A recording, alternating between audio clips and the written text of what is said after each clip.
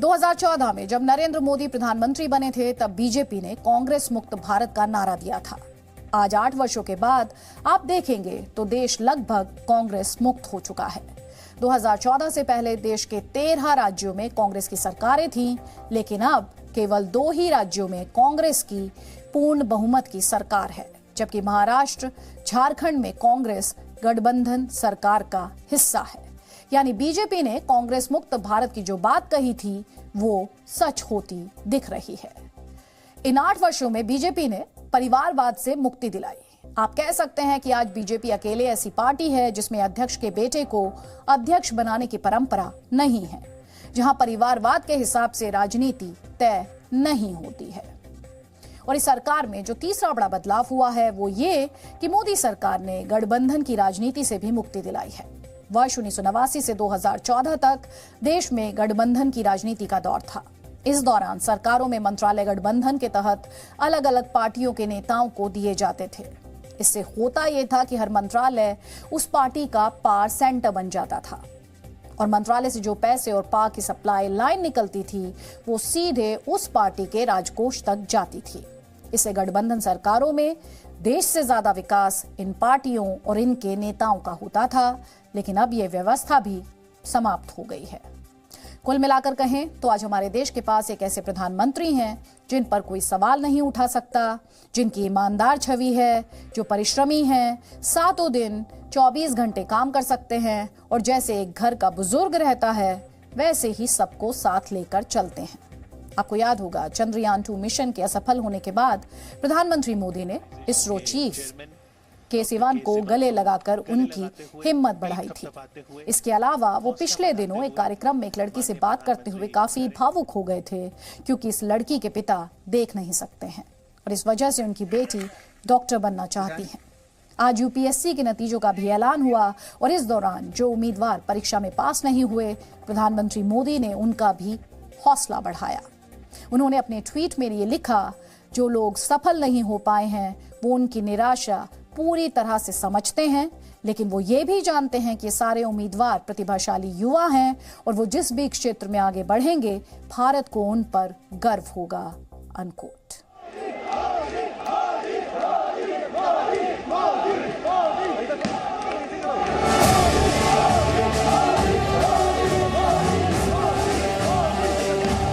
मैं नरेंद्र दामोदर दास मोदी ईश्वर की शपथ लेता हूं कि मैं विधि द्वारा स्थापित भारत के संविधान के प्रति सच्ची श्रद्धा और निष्ठा रखूंगा। मेरे देश के निर्दोष नागरिकों को मौत के घाट उतार दिया जाता हो, युद्ध लड़ने की ताकत नहीं है, पीठ पर वार करने के प्रयास होते हो, तो ये मोदी है।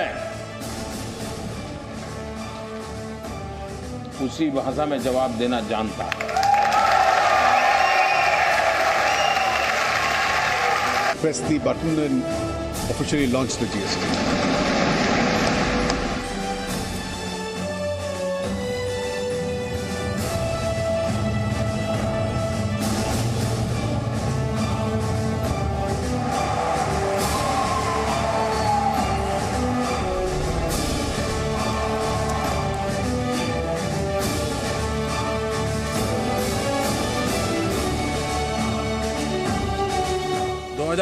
में हम मिलेंगे।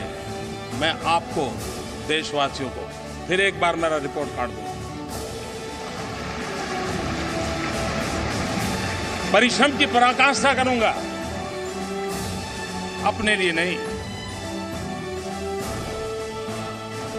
देश के लिए जीऊंगा। वर्तमान में जारी 500 रुपए और 1000 रुपए के करेंसी नोट लीगल टेंडर नहीं रहेंगे।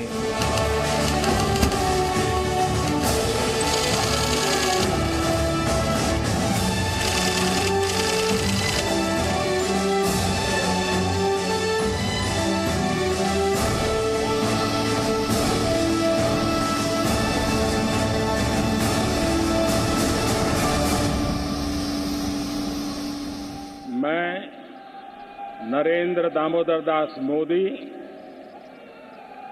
ईश्वर की शपथ लेता हूं कि मैं विधि द्वारा स्थापित भारत के संविधान के प्रति सच्ची श्रद्धा और निष्ठा रखूंगा।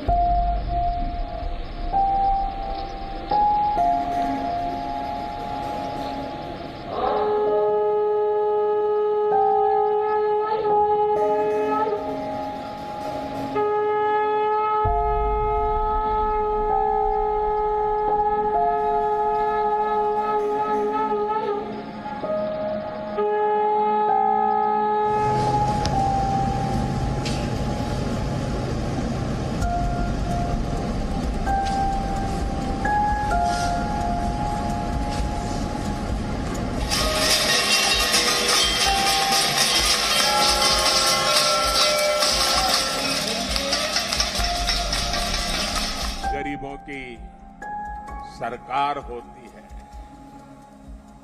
तो कैसे उसकी सेवा करती है, कैसे उसे सशक्त करने के लिए काम करती है, ये आज पूरा देश देख रहा है। Australia, India, Japan, and the United States. Press people, please stay here.